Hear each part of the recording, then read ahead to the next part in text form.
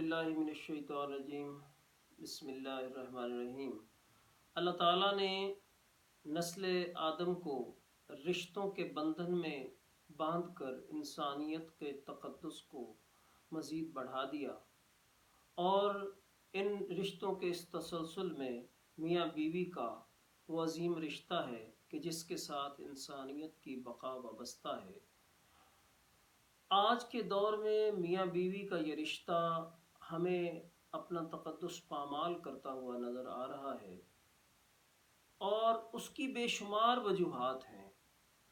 اور ان وجوہات کو جب تک ہم دور نہیں کریں گے تب تک اس رشتے کا تقدس پامال ہوتا رہے گا، اور ایسے ہی خاندان اجڑتے رہیں گے، کیونکہ میاں بیوی میں جو ایک طلاق واقع ہوتی ہے تو وہ ایک خاندان کا خاندان تباہ ہوتا ہے۔ بلکہ اگر کہا جائے کہ اس سے وابستہ وہ خاندان، یعنی اگر میاں بیوی کے بچے بھی ہیں اور پھر شوہر کا خاندان اور بیوی کا خاندان جو ہے، یہ سارے کے سارے متاثر ہوتے ہیں، یعنی بچے تو خاص طور پر متاثر ہو رہے ہوتے ہیں، اور اگر بچے نہ بھی ہوں تو پھر بھی دو خاندان جو ہیں اس طلاق کی صورت میں متاثر ہوتے ہیں۔ تو اس لیے کہ یہ ایک ایسا ناپسندیدہ فعل ہے جو جائز ہونے کے باوجود اللہ تعالیٰ کو ناپسند ہے۔ تو جب یہ کام اللہ کو ناپسند ہے تو پھر یہ اتنی جدوجہد کے ساتھ ہمارے معاشرے میں کیسے آ گیا؟ اگر ہمارا معاشرہ مسلم معاشرہ ہے اور ہم مسلمان ہیں تو پھر اس کے خلاف بات ہمیں کرنا ہوگی، اس کی وجوہات کو ہمیں سامنے لانا ہوگا اور پھر ان کو دور کرنا ہوگا، اور اس کے لیے ہم سب کو جو ہے وہ کام کرنے کی ضرورت ہے۔ ہم دیکھتے ہیں کہ 2014 سے 2013، 14 اور 16 کے سٹیٹسٹکس اگر دیکھے جائیں کہ جو خلا کے کیس ریکارڈ ہوتے ہیں ان کی تعداد بہت زیادہ ہے، اور وہ ہر سال پہلے سے زیادہ ہو رہی ہے، کہ 2013 میں 14,243 کیس ریکارڈ ہوتے ہیں، اور 2014 میں 16,942 کیس ریکارڈ پہ آتے ہیں، جبکہ 2016 میں 18,901 کیسز جو ہے ریکارڈ پہ آتے ہیں، اور جو ریکارڈ پہ نہیں آتے وہ اس کے علاوہ ہے۔ تو پھر یہ بڑھتی ہوئی ریشو جو ہے یہ ہماری معاشرے کے اس المیہ کی طرف اشارہ کر رہی ہے کہ کہیں کچھ کمی ہے کہ جس کی وجہ سے ایسے معاملات ہو رہے ہیں۔ میرے نزدیک سب سے زیادہ مسئلہ جو آ رہا ہے وہ اس بات پہ آ رہا ہے کہ جن دو لوگوں کو ہم نکاح کے اس مقدس بندھن میں باندھنے جا رہے ہوتے ہیں، کسی بھی لیول پہ ان کی تربیت نہیں ہوتی،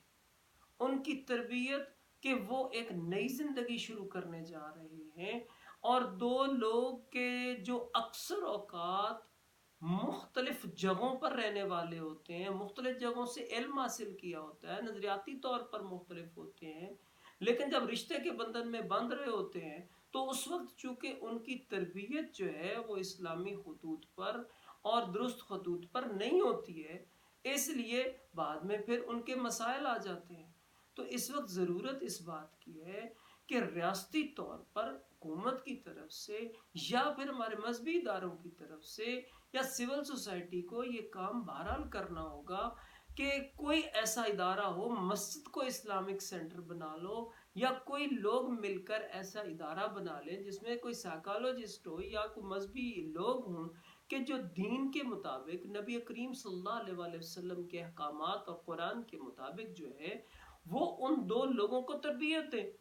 اور وہ ذہنی طور پر مکمل طور پر جب تیار ہو جائیں اور وہ تربیت یافتہ ہو جائیں تب ان کو اکٹھا کیا جائے، تاکہ ان کے اکٹھا ہونے کی صورت میں جو ایک نکاح کا مقدس بندھن ہے